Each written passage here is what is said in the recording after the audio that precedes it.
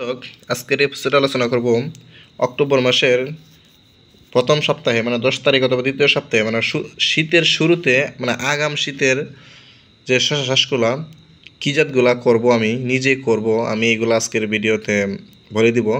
এবং আজকে কিন্তু আমি এই বীজগুলা নিয়ে গেছিলাম লাগানোর জন্য, কিন্তু বিশেষ কারণে আজকে বৃষ্টি চলে আসছে, এই কারণে লাগাইতে পারি নাই। তবে 2 প্যাকেট লাগানো হয়েছে, পরে এই বৃষ্টি এসে পড়ছে, পরে আর লাগাইতে পারছি না।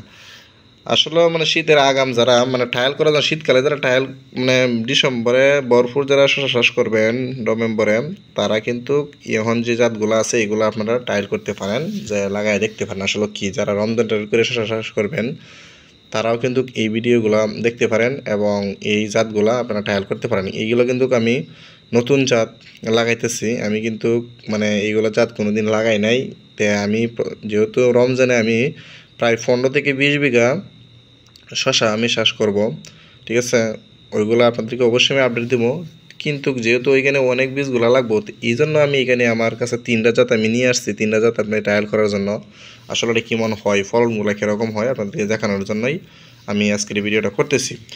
প্রথমতই আপনারা যে শীতের আগাম যে শশা চাষ করবেন, এগুলো তো এখন বর্তমান অক্টোবর মাসে তো মোটামুটি ভালোই তাপমাত্রা থাকে। হ্যাঁ, জমি আপনারা প্রস্তুত করে নিয়ে নেবেন। অবশ্যই জানেন কীভাবে জমি প্রস্তুত করতে হয়, এগুলো নিয়ে ওদের ভিডিও লম্বা করব না।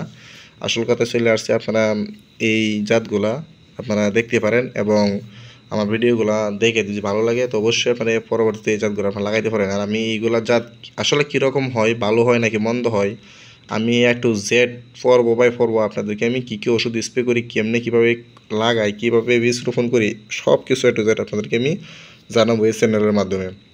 যাই হোক, এখন কথা হচ্ছে আপনি কী জাতগুলো আমি বাজার থেকে এনেছি আমি বলি। প্রথমে হচ্ছে আপনাদের দেখেন আমি কিন্তু যে এগুলো কেটে ফেলছিলাম, তো কেটে হওয়ার পরে তো কিন্তু আমি মূলত লাগাইতে পারি নাই, যেগুলো কেটে ফেলছিলাম।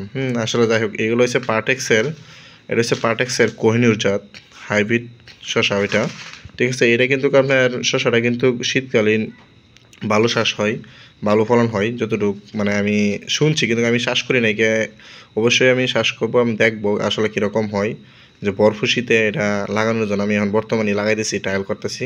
এটা হচ্ছে পার্টেক্সের কোহিনুর জাত, ঠিক আছে। ওইটা গাঢ় সবুজ শশাটা অনেক লম্বা হয়, মোটামুটি ভালোই লম্বা হয় কিন্তু। হ্যাঁ, নিচ থেকেই কিন্তু প্রতি গিরে গিরে শশা ধরে, জালি ধরে, এটা বললো। যাই হোক, দেখা যাক কী হয়। আর দ্বিতীয় হচ্ছে আপনার যে ইউনিক সিডের আছে, বন্ধন সিডের আছে। মানে বন্ধন সিডের বৈশিষ্ট্য রয়েছে আমি বলি আস্থা। বন্ধন সিডের মানে এই যে শশাটা, এটা কিন্তু গরমের শশা একটা আমি লাগাইছিলাম, খুবই ভালো হয়েছে, চমৎকার ফলন এবং শশা মানে কালারটা অনেক সুন্দর হয়, ঠিক আছে। মানে বন্ধন জাতের যে শশাগুলো এখন, যাই হোক, এটা আমি শীতের আনছি। এটা হচ্ছে আস্থা শশা, মানে বন্ধন সিডের আস্থা হাইব্রিড শশা এটা। তো এইগুলো কিন্তু মোটামুটি শশা ভালো হয় এবং ভালো কালার হয় কিন্তু এই বন্ধন সিডের। হ্যাঁ, তার আপনারা অবশ্যই এই বন্ধন সিডের ফলনটা কীরকম হয় আপনাদেরকে আমি জানাবো, ঠিক আছে।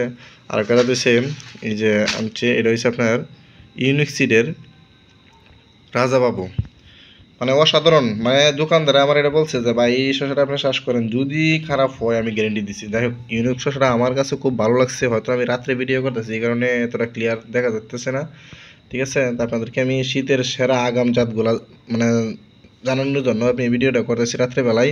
এটা হচ্ছে ইউনিক সিডের আপনার রাজাবাবু শশা।